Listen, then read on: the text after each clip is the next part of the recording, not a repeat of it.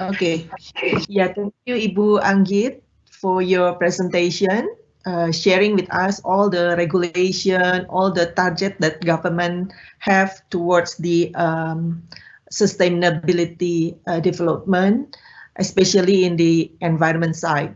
I think you have drawn some conclusion from your presentation, so I will not take any more conclusion about your presentation. Thank you for that.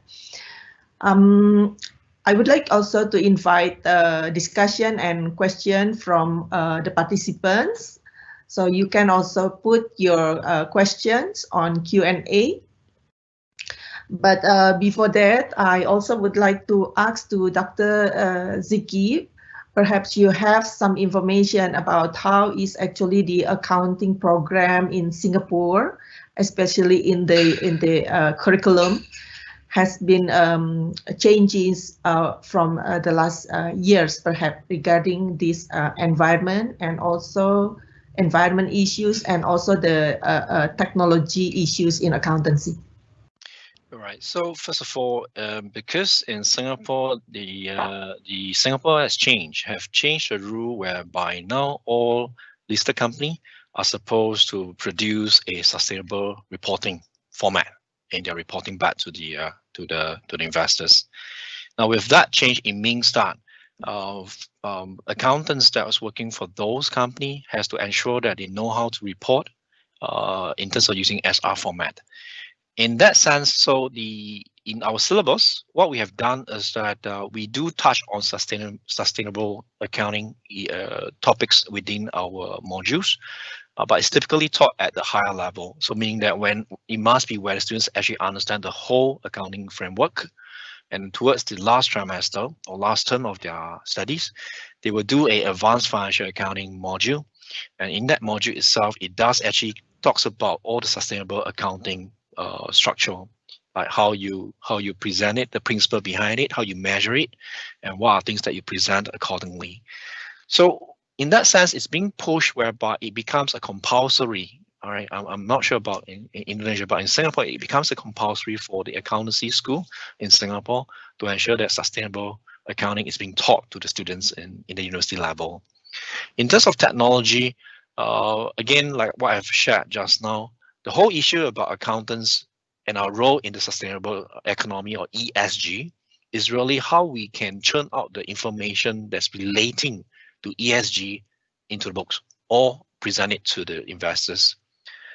With the sheer information that is out there, and with the fact that accountants now need to deal with a lot of different inputs, right, non-financial informations rather than financial informations, it means that accountants really need to know how to deal with big data.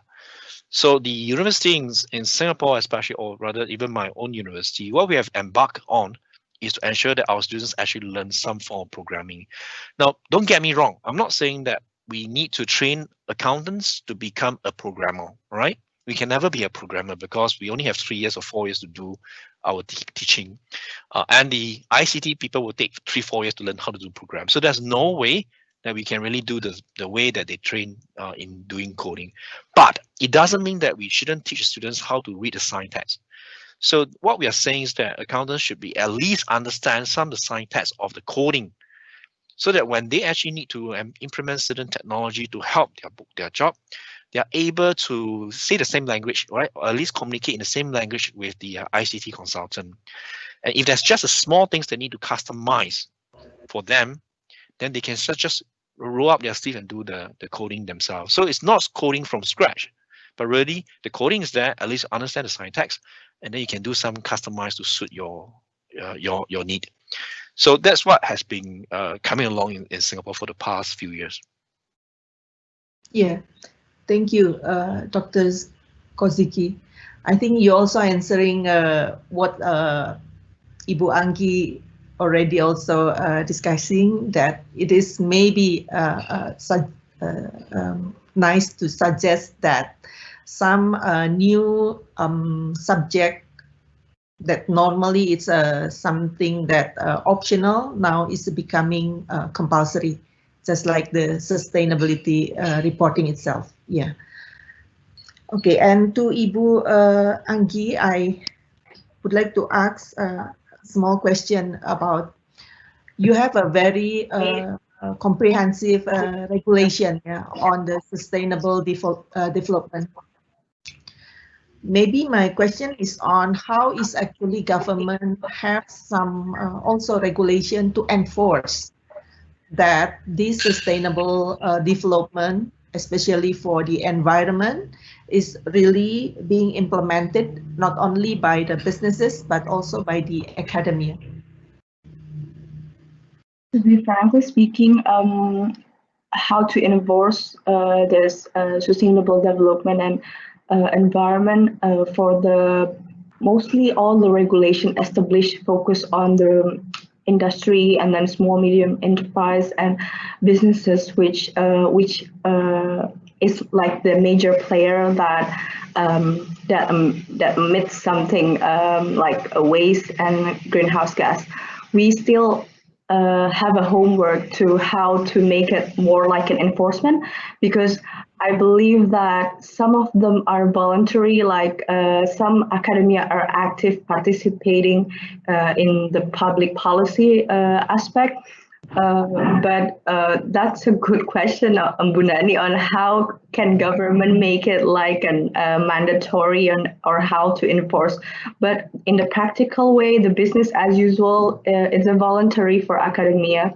But we always try to involve them in every public policy or policy making decision, because we wanted to know whether our policy is applicable, and then what are their perspective as the experts about this substance and others like that. But it's still a homework to make it an obligation or to make it a mandatory, or how to enforce it. If we're talking about enforce, that means it's a mandatory, right? Yes. Yes. Yeah. So yeah, basically, maybe we still need homework to make a regulation to make it mandatory and as an obligation. But from our side, we tried our best to invite all the related stakeholders, including the academia, in every policy decision making that we made and every public policy that we try to implement. Yeah. You, Anggi. Maybe introduce about this environment issue only to those at the university level. Perhaps it's a little bit too late. Yeah. Is there a certain effort from government also introduce about these environment issues and social issues to, let's say, the elementary students, also for the higher middle study? So basically, this is not in my environmental directorate expertise, but I have asked the colleagues from the education directorates, and then they say that for elementary until high school, there are some schools who focus on, who have like higher awareness about this environmental, and they put it as a mandatory subject. Some others who maybe still not see environmental as a priority, put it as a election course, or just like embedded in the science subject. So it's not really stated.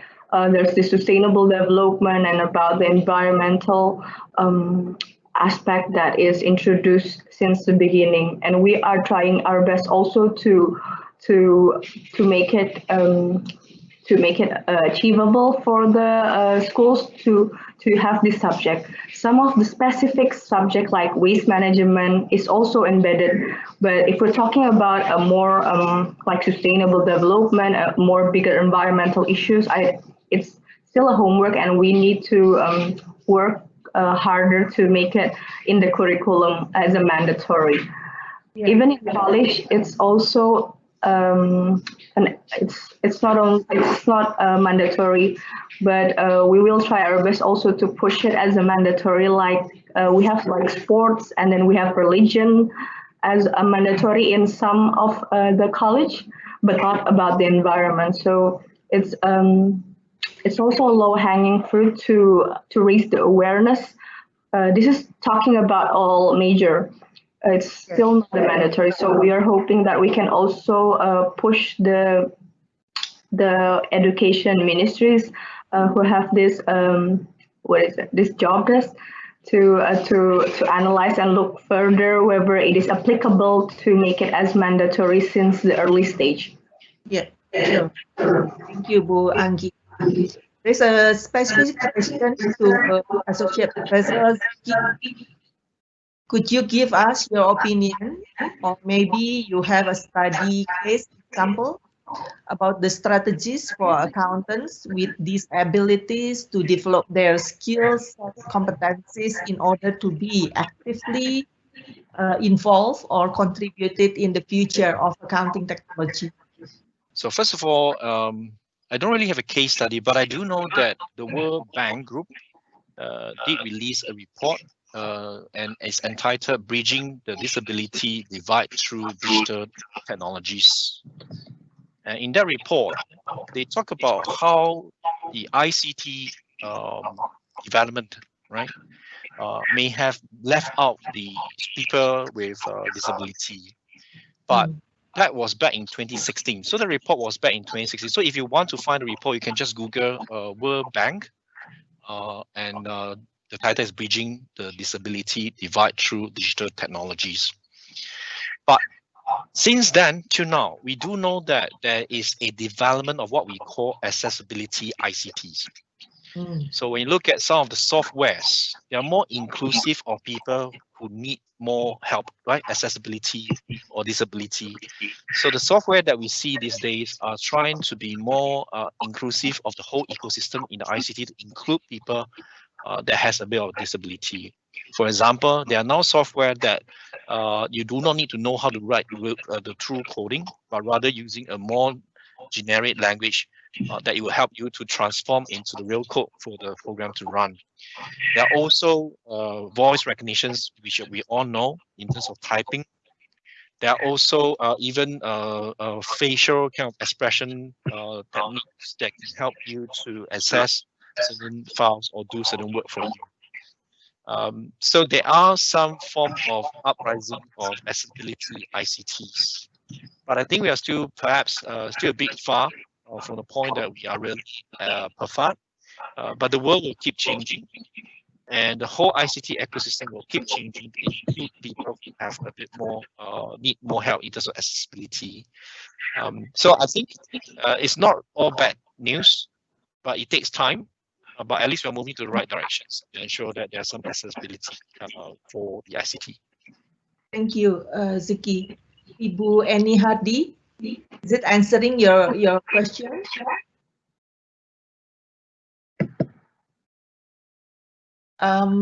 Is it possible to let Ibu Eni unmute? Sorry, Bu Nanny, it's not possible because Bu Nanny is, Bu Nanny is attending. Yeah. Okay. We also have two comments from the audience. One is from Ibu Elvia Sauki. Yes, she said that I guess it is not only about being sustainable in the business, but also being resilient and having a good strategy in their business is important too. Maybe Bu Anggi or Dr. Koziki would like to give some comment on this statement from Ibu Elvia Sauki.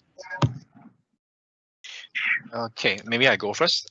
So certainly it's not about just being sustainable in the business, but when we here talk about accountants trying to help companies to transit into sustainable, it's talking about having a good policy, a good strategy, a good way to ensure that the company can still make money, because end of the day, without kidding ourselves, company do need to make money, right? But at the same time, what we are saying here is that company can have some good strategies of making money to encompass all the good things for the SG, right? The environment, the society, as well as the governance. So definitely, it is about looking at strategy, and accountants are just nice to be in that shoe because we understand the language of business. So we are able to try to collate the information that is needed and to help the company implement good strategy on ESG. Right. So I do agree that it's not just about the business, but really it's a whole idea of the strategies and implementations and compliance. Yeah. Okay. Thank you. Ibu Anggi, we know that from your presentation before, government also involving partnership, with private sector for the implementation of the regulation for maintaining our environment. So maybe there is some kind of a platform, just like the public-private partnership for maintaining the sustainability. So how actually government and regulator is understanding about or have common understanding about what is actually the business itself is looking for, other than taking the issue of environment and society matters only. Okay, thank you, Bunani. As I've mentioned that we have established some assessment and tools on how we encourage businesses or industries to implement, not only focus on their profits, but also to take care about the environment.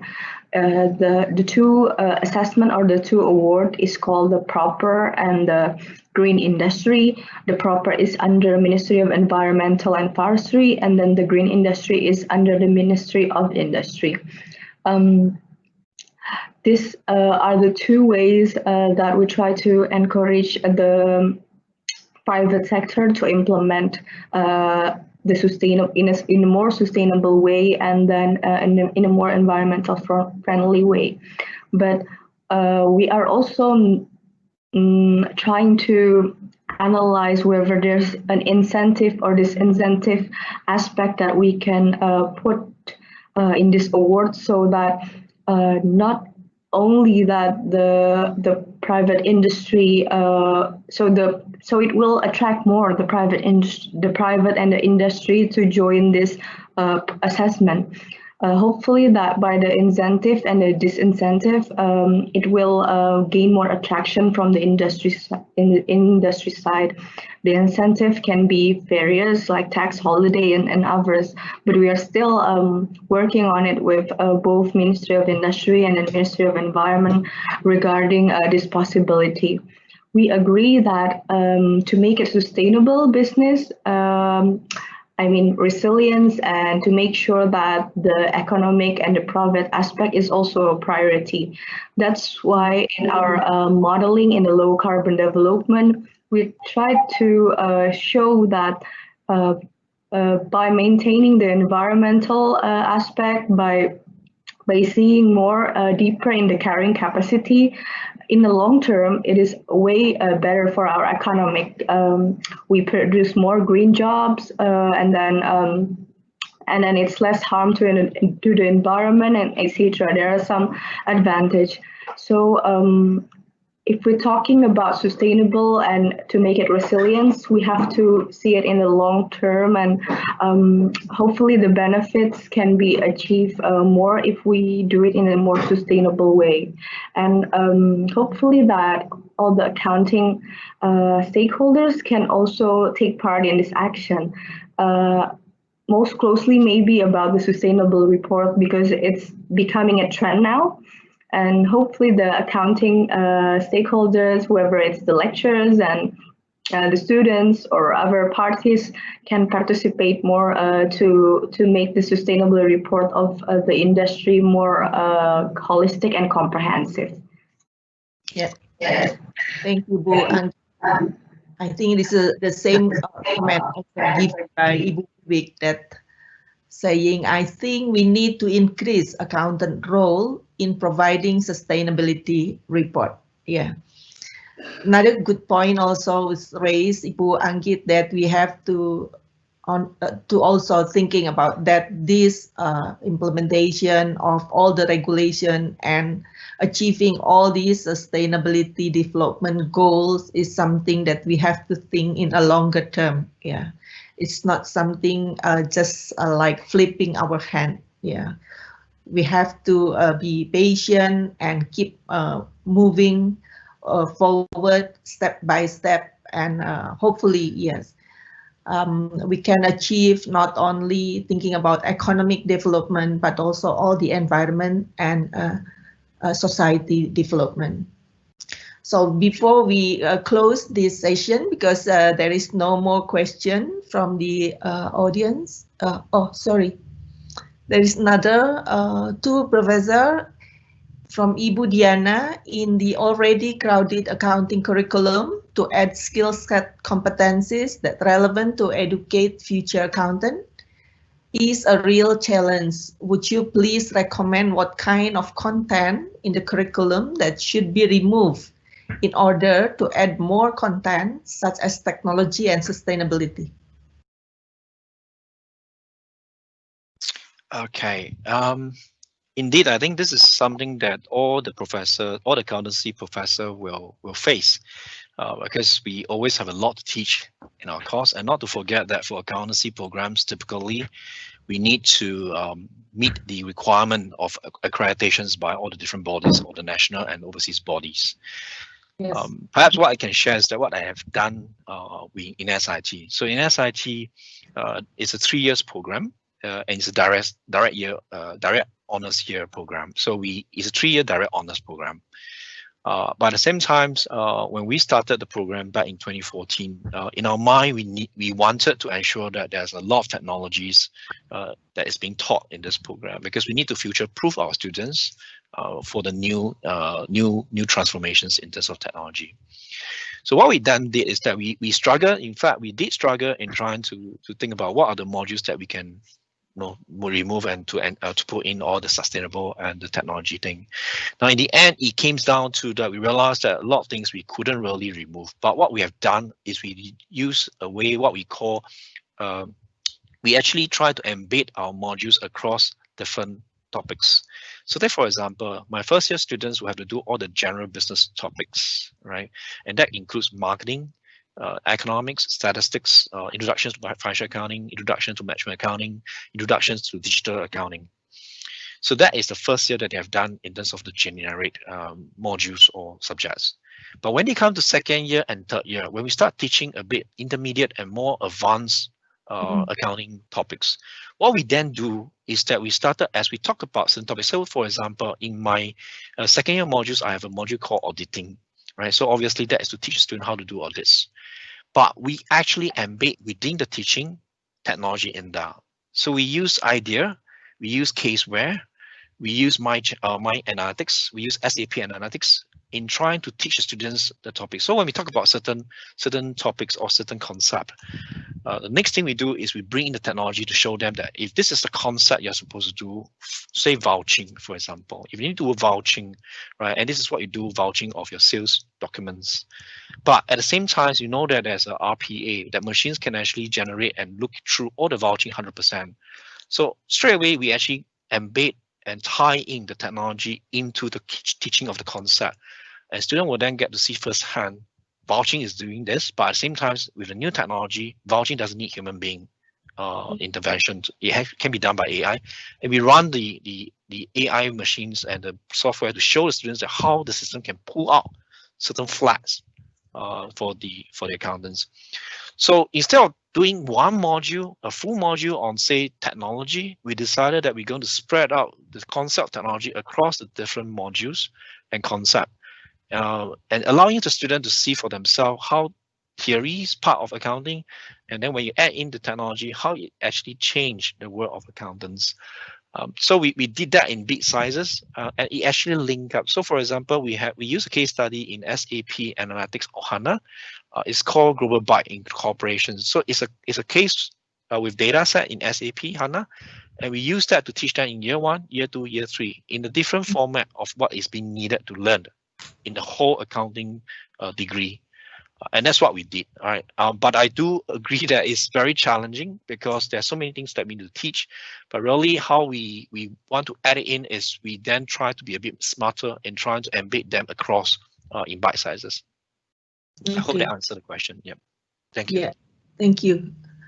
One more comment here from Ibu Ersa saying that IASB is now being courted by IFAC to also consider sustainable reporting. I'm not sure that IASB should do it, but at the moment there are too many boards making standard for sustainability or integrated report, such as GRI, SASB, and IIRC. Okay, maybe any of you would like to give comment? Ibu Anggi, are you familiar with this GRI, SASB, IIRC? And even you said before that you have just like a proper, yeah? You have proper for sustainability reporting also, yeah. So whether is it necessary that, let's say, IASB to also producing another standard for this sustainability report? Or do you find that proper that you have is already covering all the requirement for, let's say, a disclosure, yeah, to disclose about the environment issues that has been taken care by the businesses? So I think basically proper and sustainable report is two different things but complement each other. So proper itself is an assessment from the government where in the end of the assessment, the company or the private sector will be ranked from like gold until black. So there's this ranking by the Ministry of Environment who assess the industries.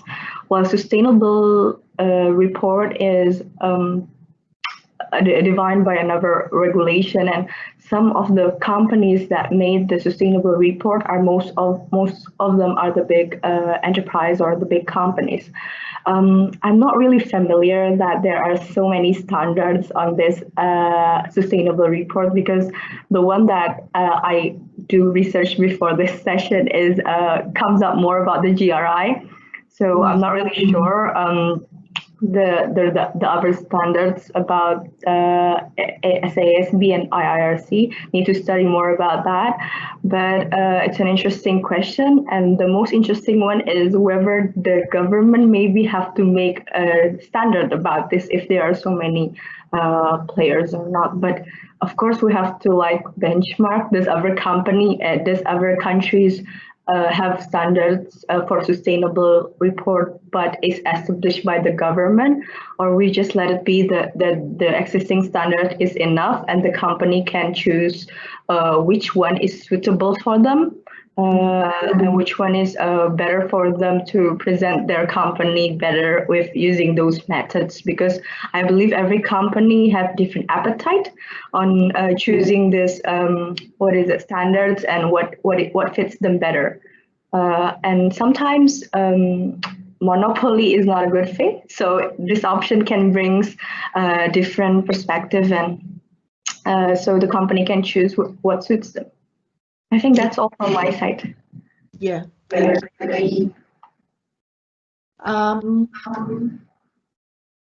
One more question here from Pak Putu Sudana in Udayana University Bali. So in terms of curriculum changes, would you share with us how SIT accounting program then dealing with sustainability issues? Yeah, I think this one for Ziki. Okay, all right, thanks, Nanny. All right, so for us, what we did was that, as I mentioned just now, that it's a 3-year program. And when students coming in their year 1, they will all do the generic business modules, right? What we did was that we intensify all the sustainable issues throughout the whole program. Again, we bite sizes. We don't have just one module, like I keep I mentioned just now, we don't have just use one module to teach about sustainable issues, but we teach that in terms of intensifying the level. So the first year when they first came in, we briefly in one of the modules, in one of the finance module, they will first learn about ESG. Right? We taught them what is ESG. So that's environment, society, social and governance. We also talk about SRI, social responsible investing, because that's a finance way of doing things.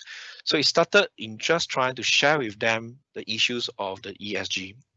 And they had, as they moved to the second year and third year, then as we talk about the standards, as we talk about SR reporting in Singapore, for example, then we start to implement or start to build in a bit more about how to go about to relate to the SR. Maybe I should first add that even in Singapore, when I say that the SG Act started in about 2017 onwards, that listed firms needs to do a SR reporting or sustainable reporting, is actually a compliance or please explain, meaning that it's actually still not really compulsory, so to speak. Company, if who choose not to report, will still have to explain why they don't really report. So the whole idea is in our structure, we break down the level of the sustainable issues. We teach them in basics in trying to first get them to understand what this whole thing's about. The slides that I showed just now, the presentations, are some of the actual slides that we actually show to students, right? To make awareness, the other speaker talk about awareness, right? So the first thing is we make them aware of why is it that ESG is so important to even human being, right? Let alone the business. So we want to inculcate a understanding or a behavior culture for students that this is the earth, we only live once, it's Earth, there needs to be done a bit more. So from there, then we start bringing in a more formal and serious topics where it links to the accounting professions. That's what we do. So I keep saying that we don't have just one module, it has to be spread out because of the space that we have in the accountancy program. Thank you. Yeah, thank you, Ziki. I hope it's already answering Pak Putu Sudana questions here from Bali. So I think there is no more question left. Yeah, thank you for the discussion. But I would like to ask Ibu Anggi and Ziki to have a final word before we close this session. Bu Anggi. Okay, my final word would be one of the conclusions that I put in the presentation is that we government cannot do any targets by ourselves to achieve the sustainable development, even other targets in other development like transportation or infrastructure. We need everybody to be on board on this, and hopefully the accounting stakeholders, whether it's lecturers, students, can also participate towards achieving this target. Thank you. Thank you. Okay, for me, perhaps there was a survey done where the survey actually tried to look at how youngsters these days look into these ESG issues. And I think it's quite pleasant to know that the youngsters these days are more concerned about the ESG issues than our generation, unfortunately. Yeah. So I think it's not really a doom for the whole society. Younger generation, they do actually look into the ESG more deeper than us. And if that translates into accountancy profession, as a young professions of accountancy, I think there's a lot of hope with our understanding of what is going to happen if we don't implement ESG to the group, and with the fact that accountants have the expertise to try to ensure that we have a better reporting for ESG, I think there's still a lot of hope for us in this earth, right? And that will be my last word. Thank you. Thank you. Yeah, it's a very interesting sharing and discussion. So thank you again. Also, thank you to all the participants who already share their thoughts and also some question. So I would like to invite you to give a round big applause for the two panelists today, Dr. Koziki and Ibu Anggi Putri Pertiwi. Thank you again. So big round of applause. And I give back the next session to Ibu Monica. Thank you. Baik, terima kasih Ibu Nanny Dewi. Dan sekali lagi kami ucapkan terima kasih juga kepada Associate Profesor Koziki dan Ibu Anggi Pertiwi Dewi yang telah menyampaikan materi mengenai Accounting Technology for Maintaining Sustainable Environment. Bapak dan Ibu, sekali lagi kami ingatkan bahwa sesi paralel SNA yang pertama akan dilaksanakan tepat pukul 1 siang dengan menggunakan platform Zoom dengan link terlampir pada layar tayangan Bapak dan Ibu sekalian. Kami juga ingin mengingatkan bahwa hari kedua SNA tanggal 23 September akan dilaksanakan tepat pukul 9 pagi dengan menggunakan platform Microsoft Teams. Akan ada sesi sosialisasi ASEAN CPA, juga melanjutkan sesi panel paralel SNA, dan pasti ada pengumuman pemenang dari SNA ke-23 secara virtual. Bapak dan Ibu, Ikatan Akuntan Indonesia juga akan menyelenggarakan APAFest 2020 dengan puncak acara tanggal 10 November 2020. Rangkaian webinar series telah dimulai sejak tanggal 12 September, jadi silahkan Bapak dan Ibu dosen bisa mengumumkan kepada para mahasiswa untuk mengikuti kompetisi APACEM, kompetisi akuntansi dan bisnis bergu, juga kompetisi mahasiswa berprestasi Nasional APA Award yang pendaftarannya kita mundurkan sampai 16 Oktober. Juga ada kompetisi best paper untuk mahasiswa, ada lomba video Hima Challenge, dan masih banyak lagi. Jadi kami menghimbau agar Bapak dan Ibu menyampaikan informasi tersebut kepada para mahasiswa masing-masing. Sekali lagi kami ucapkan terima kasih telah bergabung dan selamat ber-SNA.